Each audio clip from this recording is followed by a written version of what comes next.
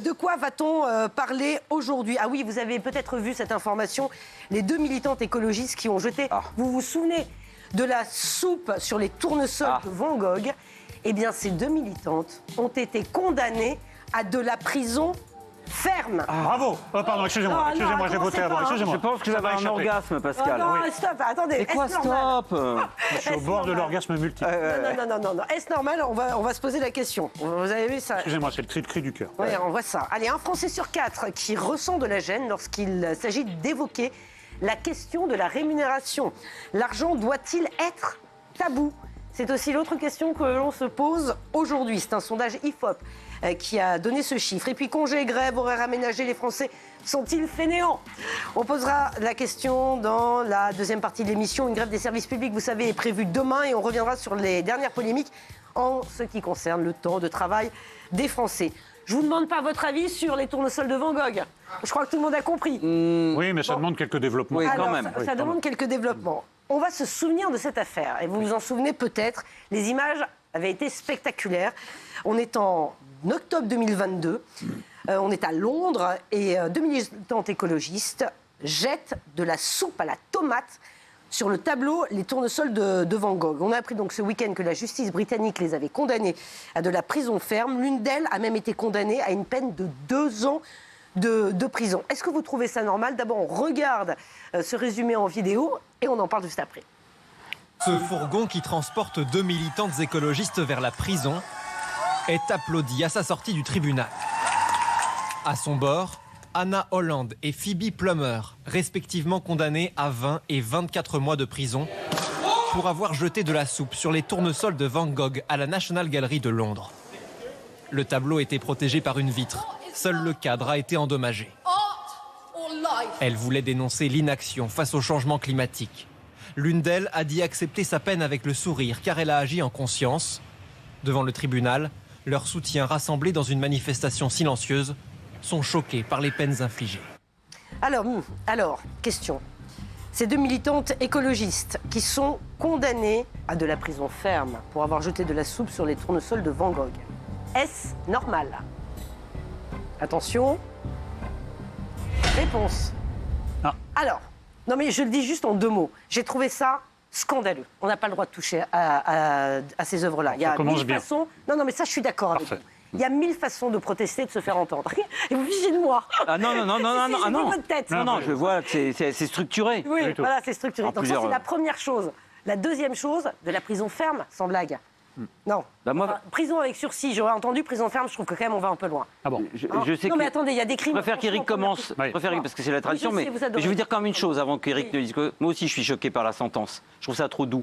Éric, c'est à toi. Oui, non. 2 ans, c'est une plaisanterie. Mais attendez. 20 ans, perpétuité pour Van Gogh. Malade. Mais c'est Van Gogh. C'est Van Gogh, mais oui. C'est Van Gogh. Cher Éric. Quand ces 2 femmes disent qu'elles ont agi en conscience, à mon avis, dans conscience, il y a des syllabes en trop.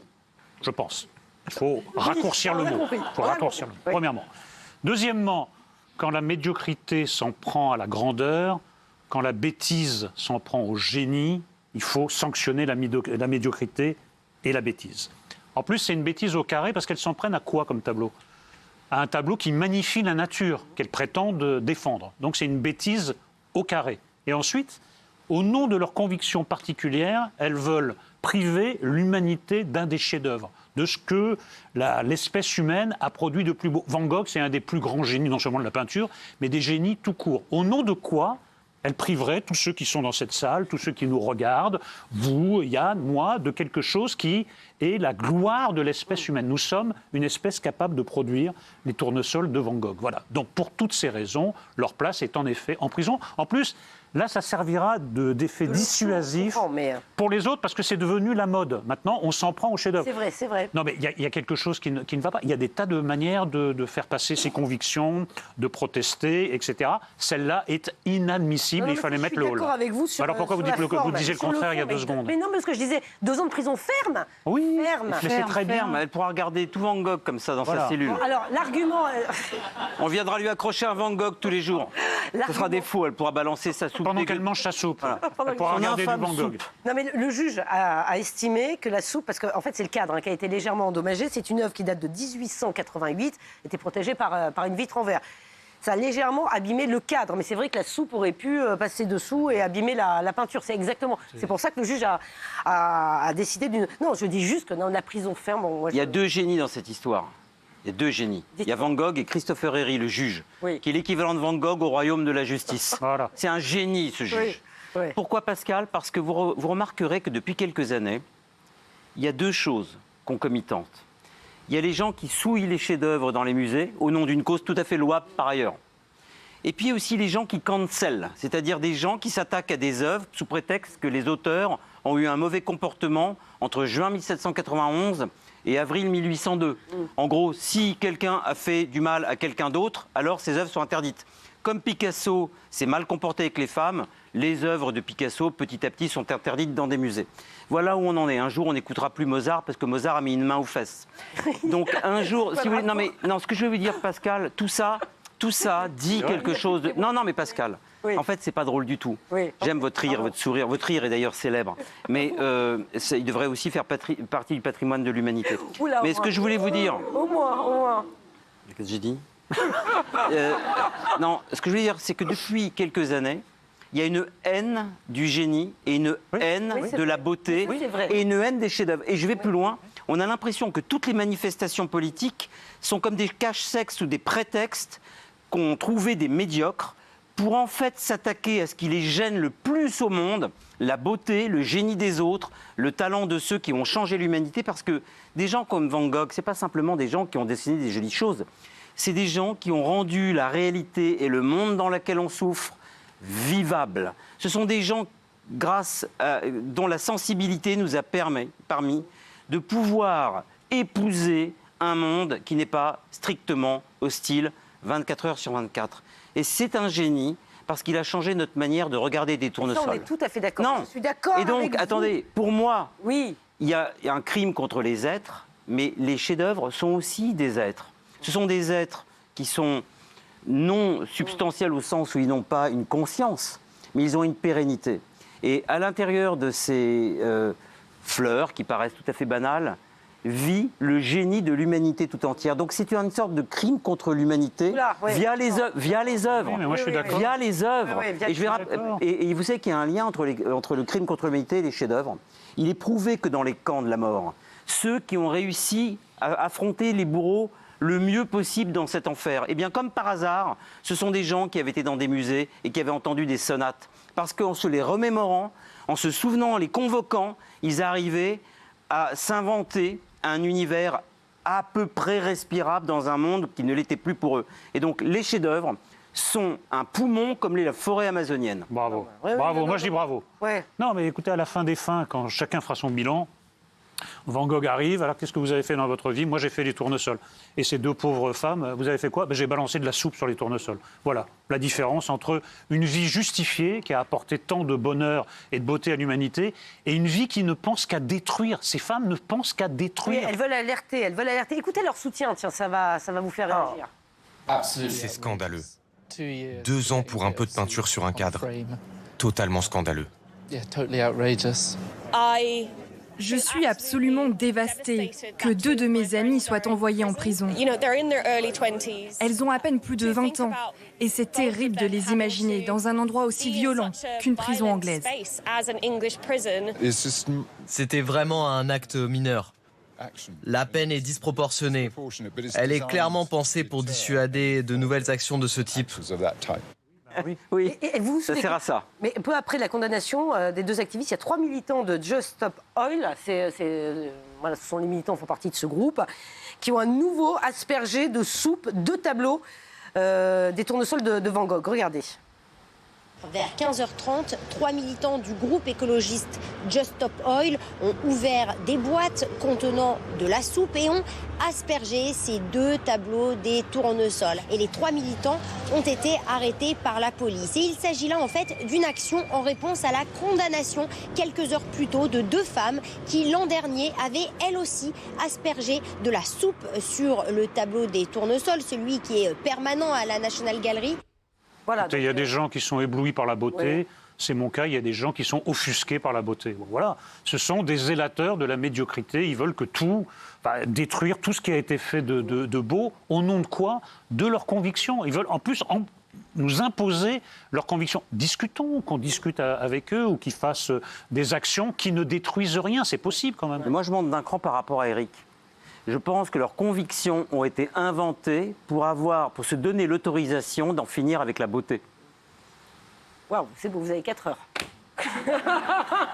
Ben non, je crois qu'une minute suffira parce que malheureusement, regardez. C'est un beau thème, non, mais c'est vrai. Leurs convictions sont le prétexte à cracher le venin sur tout ce qui est beau sur la planète.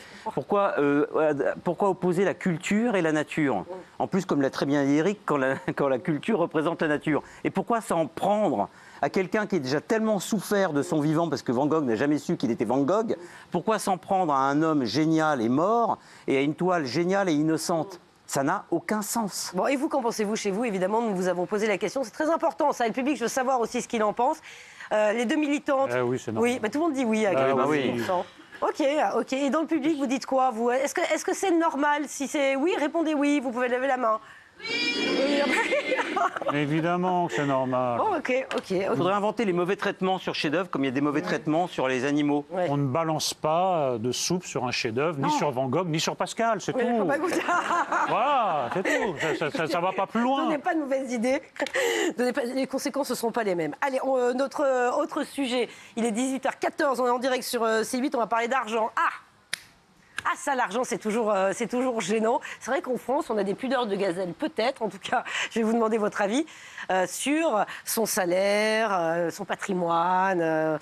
Il y a un sondage de l'IFOP qui a attiré notre attention. 1 Français sur 4 ressent de la gêne lorsqu'il s'agit d'évoquer la question de la rémunération. Selon vous, est-ce que l'argent est un tabou? Regardez cet extrait d'une très bonne radio qui s'appelle Europe 1. On en parle juste après. Remarquable. Combien vous gagnez? C'est sans doute une question qui vous met un peu mal à l'aise et c'est normal. Beaucoup de Français ont encore quelques difficultés à expliquer leurs revenus mensuels. Pourtant, une directive européenne va entrer en vigueur en 2026 pour améliorer la transparence au sein des entreprises. Selon un sondage IFOP, 1 Français sur 4 ressent de la gêne à l'idée même d'évoquer sa rémunération. Alors, question. L'argent doit-il être tabou? Suspense. Alors, je suis d'accord avec vous, cher Eric. Oui. Je suis d'accord avec vous. Moi, je dis qu'effectivement, c'est un peu compliqué d'en parler. Qu'en pensez-vous? Non, mais d'abord, il faut poser le problème. D'où ça vient, où ça va? D'où ça vient? Enfin, il y a plusieurs raisons, mais je crois qu'il y a une raison importante, c'est que nous sommes un pays avec un vieux fonds catholique. Et pour les catholiques, l'argent, c'est un peu sale. Parce que l'argent, c'est sale chez les catholiques. Les biens de ce monde, c'est un peu méprisable. Ce qui compte, c'est l'au-delà, les biens immatériels, etc., etc. Ça, c'est d'où ça vient. Après, il y a d'autres explications, évidemment. Où ça va? Ça va vers la tyrannie de la transparence. Maintenant, on est sommé de dire combien on gagne, avec qui on couche, pour qui on vote. Moi, je réponds, mets-le-toi de tes fesses, mets-le-toi de ton compte en banque et mets-le-toi de ton urne. Voilà. Je vois pas pourquoi tout le monde devrait se balader comme un livre ouvert et on raconte ce qui est de la sphère privée, ce que je gagne ne regarde personne, avec qui je couche non plus et pour qui je vote encore moins. Il y a un isoloir. Il doit y avoir une raison. Surtout que avec qui tu couches, c'est souvent corrélé avec ce que tu gagnes. Yann, je parle pas d'Éric. Je parle pas d'Éric. C'est pas de bonne foi, mais c'est bien. Non, c'est excellent. Je parle pas d'Éric. Je ne parle pas d'Éric. Je parle de l'humanité en général. J'avais pris comme tel. Je me permettrai pas de parler d'Éric comme ça. Non, je suis pas d'accord. Non, je suis pas d'accord. Mais il se permet de parler comme ça du reste de l'humanité, en revanche. Ah oui, d'accord. Oui. Ce qui m'a moins un. Non, ça veut dire quoi? Que tout le monde couche utile, c'est ce que vous dites? Non, que 99,9% de la population, Pascal. Non, Yann, je suis pas d'accord. Bon, 97,3. 97,3. Avec Yann dans le public. Personne, personne. Levez la main, si, vous pouvez lever la main. Ah non, vous êtes en minorité, laissez tomber, c'est nul. Non, on ne peut pas dire que... Monsieur a couché utile. Des gens... Vous êtes passé à l'écran, monsieur. C'est pas possible. Non, c'est pas vrai. J'espère que ce monde est en train de se dissoudre, mais c'est hélas un monde qu'on a connu, Pascal. Oui, non, mais attendez. Il est vrai que le monde évolue en bien. Ouais. Non, le monde évolue favorablement, mais ce genre de scénario, hélas, a eu longtemps cours dans l'histoire de l'humanité. Bon, et l'argent, alors? Oui.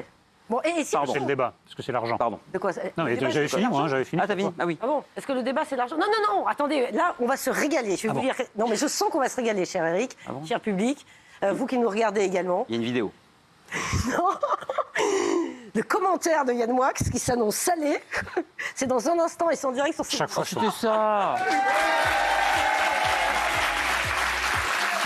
Merci d'être avec nous. On est en direct, il est 18h24, c'est mardi, on est sur C8. C8, leader TNT tout le mois de septembre. Votre émission, Pascal Héricane et les autres, leader TNT tout le mois de septembre. Grâce à vous.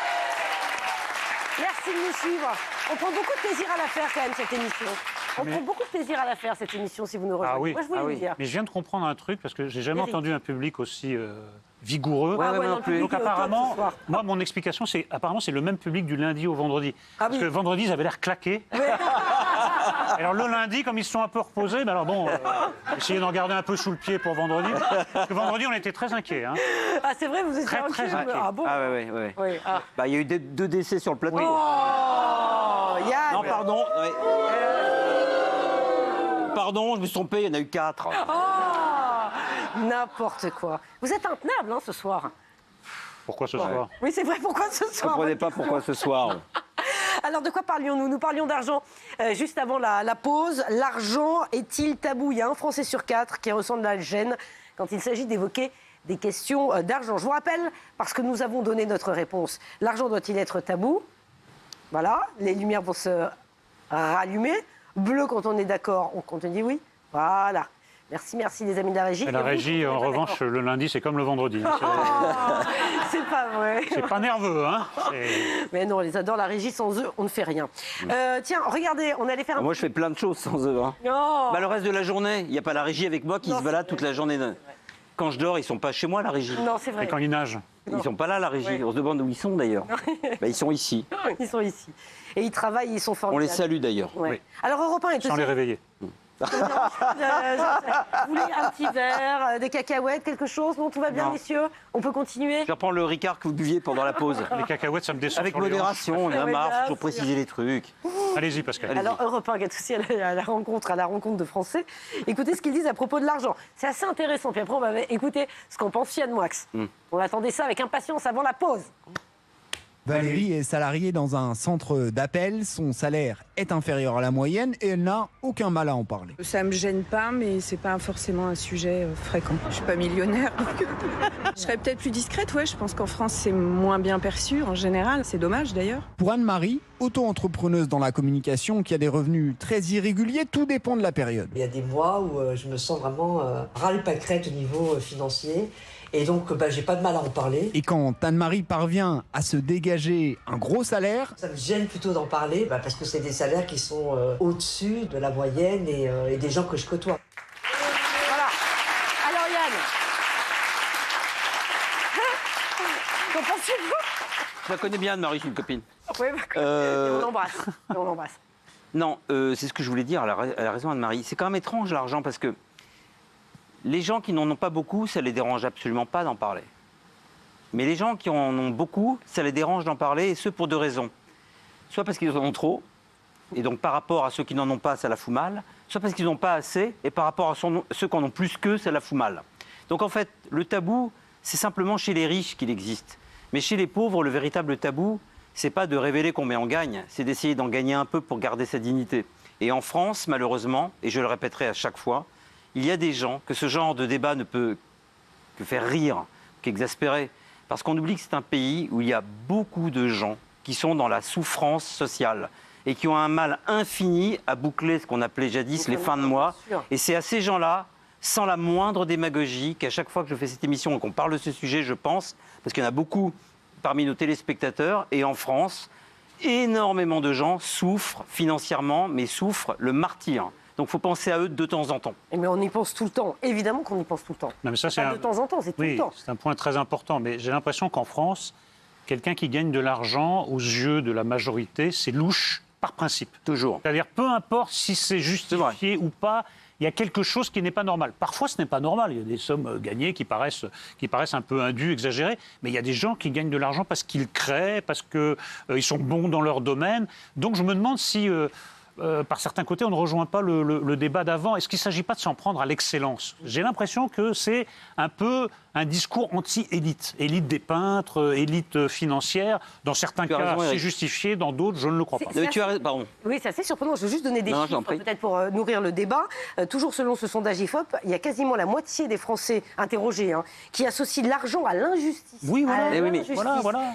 Idem, ils associent l'argent à la corruption. C'est exactement. Et 30% des Français associent l'argent à une forme d'immoralité et de nuisance. Le problème, Pascal, c'est que le mot argent est un terme trop large, trop générique. Et qu'il faudrait, comme dans tous les domaines, il faudrait en fait regarder l'argent qui est dû à l'héritage, l'argent qui est dû au mérite personnel. C'est important le mérite personnel dans la vie. Bien sûr, l'argent qui est dû au talent ou au génie, l'argent qui est dû à la chance, au hasard. Par exemple, j'ai donné un exemple tout bête. Donc l'argent, ça veut rien dire. Kylian Mbappé qui gagne des millions et des millions. On en a parlé ici. Ça choque personne. Non, mais on en a déjà parlé ici. Non, mais je me souviens pas. Moi, je m'étais indigné. Moi, je m'en souviens pas de l'émission. Non, j'écoute pas. C'est bon à savoir. Et le public s'en souvient, les téléspectateurs. En fait, tout le monde s'en souvient. Sauf vous, Pascal. Méfiez-vous bien que ce ne soit pas les autres qui s'en souviennent à votre place. Parce qu'un jour, vous aurez Jean-Michel Maire ou Gilles Verdez à votre place, ou Géraldine Maillet, qu'on salue, à votre place. Et vous rigolerez. Ça ne sera pas la peine de venir pleurer dans mon gilet. Non, merci. Vous rigolerez moins, Pascal, croyez-moi. Dites-moi, non, mais ça veut dire que ça passe mieux. Par exemple, un joueur de foot, ça passe mieux. Je dis Kylian Mbappé. Oui. On en avait parlé, c'est le grand paradoxe français, c'est qu'on ne tolère pas qu'un chef d'entreprise gagne 5 fois le SMIC, mais on accepte qu'un joueur de football gagne 1 million de fois le SMIC par jour. Là, donc, Mbappé, il est tranquille pour 73 générations. Est-ce qu'à l'échelle d'une vie humaine, c'est indispensable ? Ma réponse est évidemment non, mais ça n'empêche rien, ça n'enlève rien à son génie. Et ça choque pas. On se trompe peut-être de débat. C'est pas que les gens qui gagnent beaucoup d'argent. Le scandale, c'est ceux qui en gagnent pas assez. Il y a des professions. Franchement, les infirmières, quiconque est passé dans un hôpital sait que les infirmières sont pas bien payées parce qu'elles font un boulot absolument incroyable. Vous êtes bien content de les bien sûr. Non, mais c'est vrai. Faut le dire. Bon. Et donc il y a quelque chose d'immoral. Vraiment, il y a quelque chose d'immoral. Mais sinon, après, moi, quelqu'un qui crée des milliers d'emplois, qui fait rayonner la France à travers le monde, c'est normal qu'il soit bien payé. Les infirmières, c'est un très bon sujet parce que pour moi, les infirmières... C'est très mal payé. Non, mais attendez, ça a toujours résumé l'ingratitude de l'être humain, l'infirmière. C'est-à-dire que quand on en a besoin, c'est le bon Dieu et on leur donnerait volontiers un chèque de 150 000 € pour qu'elles s'occupent de nous. Mais une fois que tout va bien, qu'on rentre chez soi et que le mal est derrière, hop, on oublie leur existence. Non, mais c'est vrai. C'est des métiers admirables. C'est des métiers admirables de résilience, parce que choisir ce métier d'infirmière, effectivement, on ne gagne pas très bien sa vie, surtout dans les hôpitaux publics, c'est un métier de résilience, c'est un métier de contact humain. Et elles donnent tout à zéro, avec la bonne humeur à zéro. Alors qu'elles sont au bout de leur force, elles font comme si de rien n'était toute la journée. Elles donnent le change. Juste encore, tiens, un petit chiffre sur l'argent. C'est assez intéressant, quand l'IFOP interroge les Français, pour 65% d'entre eux, la question c'est l'argent source de bien-être pour les Français. Est-ce que l'argent est source de bien-être ? Eh bien non, parce que la majorité des Français vous disent et répondent que c'est la famille, l'élément principal du bien-être. Non mais ça, évidemment, j'espère que la famille passe avant l'argent, mais enfin... non, mais l'argent, ça vous permet quand même de ne pas y penser. Avoir de l'argent, permet de ne pas y penser. Pas d'argent, vous y pensez tous les jours, chaque minute, et si vous n'y pensez pas, votre banquier vous passe un coup de fil pour vous rafraîchir la mémoire. Donc voilà. Et qui se dispute dans son couple ? Est-ce que le sujet de l'argent au sein du couple est un sujet de dispute ? Point d'interrogation. Moi, je donne tout à Yann, donc on se dispute pas. Et ça, c'est une info, ça. Et moi, je reverse tout à mes chats. Oui, et aux chats. Et ceux d'Éric sont sur mon héritage. Non, les chats de Yann, les reversent aux miens. D'accord, donc tout va bien. Qui me les redonne. Voilà. Donc ça va. Voilà. Allez, l'argent est-il tabou dans le couple ? Écoutez, c'est par tranche d'âge que c'est assez intéressant. En fait, c'est de 25 à 49 ans qu'on se dispute le plus sur l'argent. Puis alors, passé 49, c'est plus un sujet. Et avant, ça n'en est pas un. Sacha Guitry disait, il faut dépenser quand on est jeune l'argent qu'on aura quand on sera vieux. Ah, c'est pas mal ça. Non, on aime bien. On aime bien. Non, Sacha, c'est Sacha. Est-ce que ça peut créer des tensions dans le couple ? Sacha Guitry, non. Non, mais Sacha Guitry... Dans son couple à lui, il y avait des tensions. Oui. Mais le sujet de Guitry, moi quand je parle de Guitry dans mon couple, en général, il n'y a pas de tension. Oui, il n'y a pas de tension. Et de l'argent, bien sûr que c'est une source de tension. Une concurrence. Et puis, il peut avoir un couple où, en effet, il y a une infirmière qui, par définition, n'est pas payé à sa valeur, et quelqu'un qui fait peut-être un métier plus facile et qui, lui, est beaucoup mieux payé. Non, c'est des discussions, ça peut créer des tensions. Voilà. Oui, je crois que oui. Donc, vaut mieux éviter les sujets d'argent. Parce qu'on dit que la société évolue, c'est vrai, tant mieux, mais il faut quand même voir le nombre de personnes de sexe masculin qui ne sont pas bien dans leur peau parce qu'ils gagnent moins que leurs femmes. La société sera vraiment égalitaire et paritaire et évoluée lorsqu'un homme acceptera tranquillement de gagner 4 fois moins que sa femme. Oui, c'est vrai. Ce jour-là, on se sentira déjà mieux. Moi, je gagne 4 fois moins que Pascal, je le vis très bien. Oui. Moi, je gagne 6 fois moins qu'elle, je le vis moi pas bien, parce que c'est-à-dire que je gagne 2 fois moins que toi. Il n'en savait rien du tout. C'est n'importe quoi ce que vous dites. Regardez, qu'en pensent les téléspectateurs qui nous regardent, on vous a interrogé sur les réseaux sociaux. Eh bien, l'argent doit-il être un tabou? Non. Répondent une majorité. Mais donc, il y a 75% de pauvres en France. Donc. Ah bon, non, mais oui, parce que ça ne doit pas être un tabou logique. Oui, on a établi tout à l'heure que les gens qui n'ont pas d'argent... Beaucoup de pauvres nous regardent, soit aussi il y a quelques riches intelligents qui nous regardent. Oui. C'est pas exclu. Bon, c'est pas comme les Américains où, franchement, aux États-Unis, la mentalité est très différente. Ah oui. Aux États-Unis, le fait de gagner de l'argent, c'est successful et bravo. Et on le dit. C'est une question de culture aussi. Mais, les Américains aimeraient que tout le monde soit riche, les Français préféraient que tout le monde soit pauvre. Ouais, voilà. C'est tellement ça. C'est notre culture judéo-chrétienne qui. Avec un peu de 1793 qui est passé par là. Mais non, mais c'est vrai. La Révolution française, vous avez raison. Oui, c'est louche. Allez, on va parler des. Il est 18h35, on est toujours en direct sur C8. On va parler des grèves. Attention. Plusieurs syndicats et organisations étudiantes appellent à la grève demain. Il vient de faire une tête, Eric. Eric vient de faire une tête. Je ne sais pas, c'est pour dire je suis contre ou je suis pour, mais la tête qu'il vient de faire, il est possible que j'en cauchemarde cette nuit. Ah bon? Non, n'ayez pas peur. J'ai pas mal là, Pascal, parce que je me suis fait vraiment mal. Vous pouvez me rappuyer? C'est là. Ça va là? C'est là, doucement. Ouais, je comprends. Là, ça va mieux? Ouais, je comprends. Depuis que vous m'avez appuyé, ça va un peu mieux là. Oui, mais moi j'ai mal en revanche. Il a tapé aussi. Vous là aussi, chaque fois que vous appuyez, ça me fait mal là. Ah oui. En mécanique quantique, ça s'appelle l'intrication. C'est-à-dire qu'un phénomène se produit en simultané, quelle que soit la distance. Oui. D'accord. Mais il faut que 2 particules aient été... Alors attendez, là vous nous avez perdu. On va parler donc des grèves. Ouais, mais c'est parce que j'ai pas envie de parler des grèves. Ah bah si. J'essaie de gagner du temps. Si. Je fais grève. Comment ça, vous avez pas Avec Eric, on n'a pas envie de parler grève, on fait grève. Mais pourquoi? Ah, vous faites grève? Parce qu'on en a marre des grèves, donc on va la faire aussi. On en a marre des grèves. Voilà. Revendication, alors voilà. Ils réclament pourquoi des grèves le 1er octobre? Pour réclamer au gouvernement des hausses de salaire, l'abrogation de la réforme des retraites. À ces revendications viennent s'ajouter plusieurs annexes comme la paix, la lutte contre Emmanuel Macron et son monde, ou contre le déni de démocratie qui ne fait pas l'unanimité. Alors tous les syndicats ne soutiennent pas. Vous en avez rien à foutre de ce que vous êtes en train de lire. Pas du tout, je lis. Ah, bah oui, mais on a... Vous voulez le faire à on les connaît les raisons, c'est le même qu'en 1973. Oui, ah bon. Ils veulent que leur salaire soit un peu augmenté. Ouais, c'est pareil en 74, 79, 82. Regardez cette 86. vidéo, on va en parler juste après. Ils en ont parlé à Chapeline de Malherbe sur RMC. Chapeline? CGT appelle à manifester demain pour l'abrogation de la réforme des retraites et pour de meilleurs salaires. Mais Victor, vous nous révélez ce matin que la CGT, elle est bien seule en fait. Oui, la CGT a seulement réussi à convaincre ces 2 organisations amies, l'Union Solidaire et la FSU, la Fédération des syndicats de l'enseignement. Mais même dans leur rang, difficile de mobiliser. C'est ce qu'admettent un organisateur et 2 leaders syndicaux habitués des cortèges. Et en coulisses, c'est aussi la connotation politique de cette journée d'action qui gêne plusieurs syndicats, dont Force ouvrière et la CFTC, la Confédération des travailleurs chrétiens. Voilà, ça c'est pour le résumé. Je sais, c'était un peu... Mais voilà, mais vous le saurez. Congé, grève, horaire aménagé, ça nous amène à cette question. Les Français sont-ils fainéants?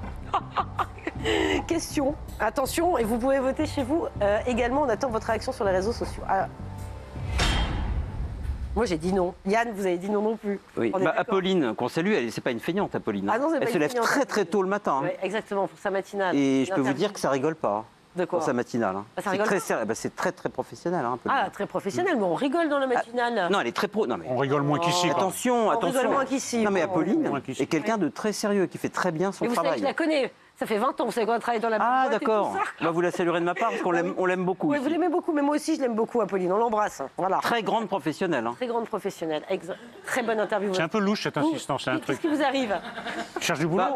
J'aime bien votre chemisier rose, mais j'aime bien aussi ces jupes noires. Ah. Cherche du boulot, Yann, ou pas? Non, mais on a le droit de... Non, j'aime bien rendre hommage à la concurrence. Ça s'appelle la loyauté professionnelle. Bravo, félicitations. C'est tout. Bravo, vous avez beaucoup d'élégance. Dites-moi, alors, Eric. Oui. Comment non, mais il y a 2 choses. Premièrement, la valeur travail a pris du plomb dans l'aile. Ouais. Alors, très longtemps, on a beaucoup travaillé. Là, maintenant, les gens, pour beaucoup, font des boulots qui ne sont pas très intéressants. Ils ont l'impression de perdre leur vie. Donc ils ne pensent... C'est pas votre cas quand vous venez ici. Ah bah pas du tout. Ah, voilà, non, mais alors là, il essaye de la gagner, là. Non, oui, j'essaye, mais... non, là, il faut le dire, je m'exclus totalement du débat commun parce que moi, je n'ai pas l'impression de travailler. Quoi. C'est-à-dire que j'écris un article, c'est un plaisir. Je lis, je suis payé pour lire, je trouve que c'est un plaisir. Ici, je suis beaucoup moins payé que vous, mais quand même, on me donne un petit billet à la fin et je prends beaucoup de plaisir à débattre avec Yann. Mais un très gros billet. Les gens qui font des boulots qui n'ont pas beaucoup de sens, ils pensent qu'à partir en vacances, à partir en week-end, à réduire le temps de travail. Le travail n'a plus la cote et le Covid n'a rien arrangé.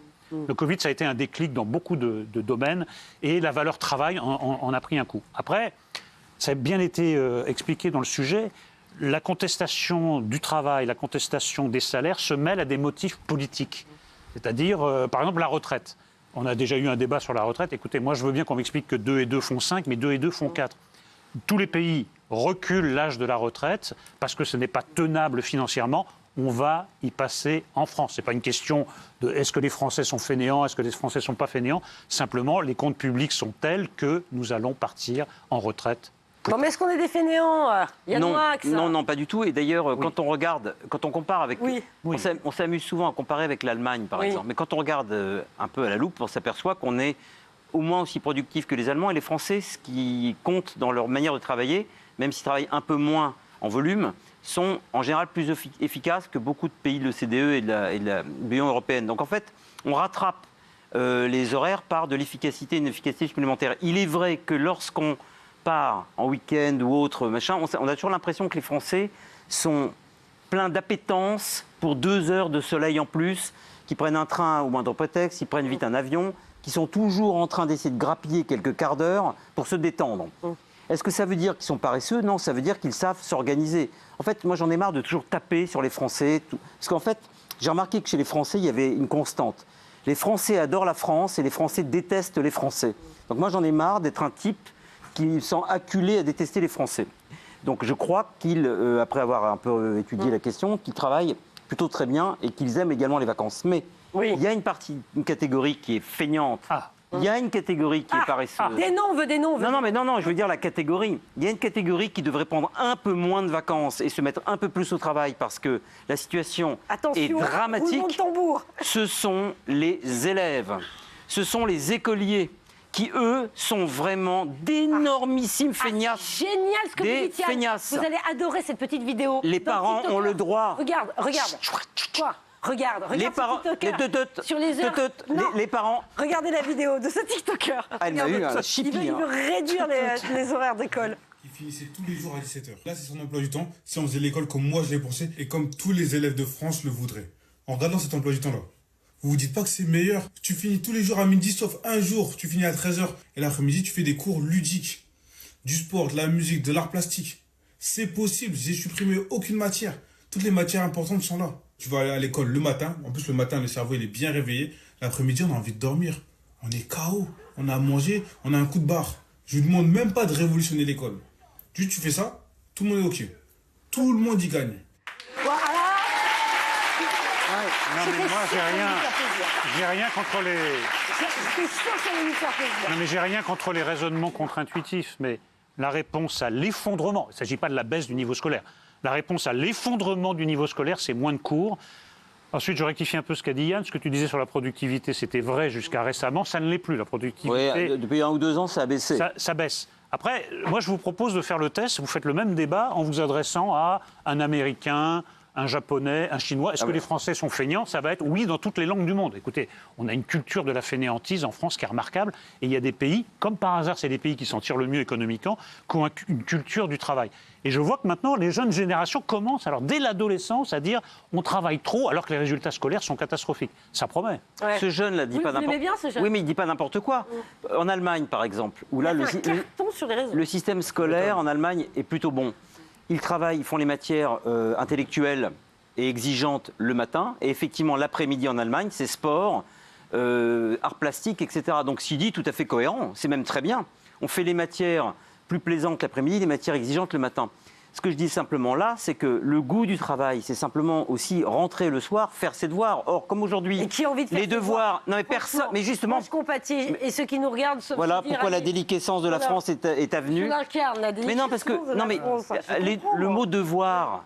Étymologiquement, il est clair. Bah oui. Il y a des devoirs à faire le soir. Or, comme j'ai cru comprendre, en voyant avec mes filleuls notamment, que les devoirs sont devenus facultatifs, voire vexatoires, celui qui fait ses devoirs aujourd'hui passe pour un imbécile. T'as fait tes devoirs? Ah bon? Non, mais bien sûr, le type qui a fait ses devoirs et retourne à l'école le lendemain, il est à peu près le seul à l'avoir fait. C'est devenu totalement facultatif. Ça me fait de la peine, moi, que vous participiez à la dégringolade de la France. Bah oui. Donc les Français... Disons les devoirs. Qui aime faire ses devoirs? Bon, évidemment. Les Français ne sont pas des feignants, mais les élèves français, dans l'immense majorité des cas, ne sont pas encouragés à devenir autre chose que des feignants.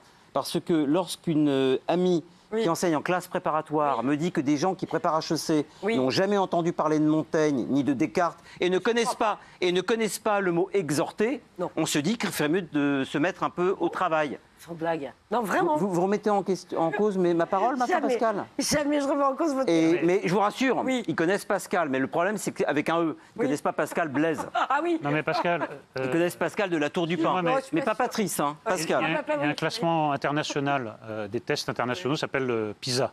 Classement PISA. La France... Il y a des classements économiques. Nous descendons rang par rang. Vous pensez que la solution, c'est encore moins bosser? Moi, je ne crois pas. Non. Simplement, vous avez des démagogues qui disent non, faisons la semaine de 3 jours, la journée de 4 heures. Abolissons les mois 8 mois de congés payés. Moi, je suis pour. Simplement, ça ne peut pas marcher comme ça. Non, ça peut pas... Alors, je ne vais pas être très populaire non plus. Faut bien le dire. Non, mais c'est pas grave, ça. C'est pas grave, ça. Regardez, qu'en pense effectivement? Qu'est-ce que vous en pensez chez vous? Également, congé, grève, horaire aménagé. Les Français sont-ils fainéants? Oui. Oui. Vous avez remarqué que là... Quasiment, si, Français sur 10. Pour ceux qui ont répondu oui, les Français, c'est les autres. C'est pas eux. C'est ça, c'est pas nous. Enfin, tous ceux qui ont répondu ne sont pas en train de bosser en attendant. Oui. Attendez, peut-être... Ils regardent, à l'heure du travail, ils regardent quand même 2 guignols donner leur avis sur l'information. Non. Alors, attendez, l'heure du travail, il est 18h46. Et ben moi, moi, je bosse. Il est 18h46, je bosse. Voilà. Moi, je suis pas devant la télé. Je suis pas devant la télé, je bosse. Mais vous avez l'impression de vous amuser en venant ici. S'il vous plaît, Pascal, prenez pas au sérieux tout ce que je dis. Et surtout, le retournez pas contre moi, c'est très déloyal. C'est vrai qu'il y a un énorme problème, Pascal, dans le fait de faire cette émission. Parce que pendant qu'on fait cette émission, on ne peut pas regarder la télé. Ah oui, non. Or, il y a des trucs passionnants sur les autres chaînes. C'est pas vrai. Je sais pas lesquelles, j'ai pas la télé. Voilà, vous n'avez pas la télé et ça m'étonnerait bien que vous regardiez la télé. Oui, mais j'aimerais bien me voir en direct, mais ça, je peux pas. Ah non, ça, c'est pas possible, ça. Donc, écoutez, en replay, c'est pas mal. Ouais. C'est pas mal aussi. On vous montrera comment ça marche. Merci beaucoup de nous avoir suivis. Tout de suite,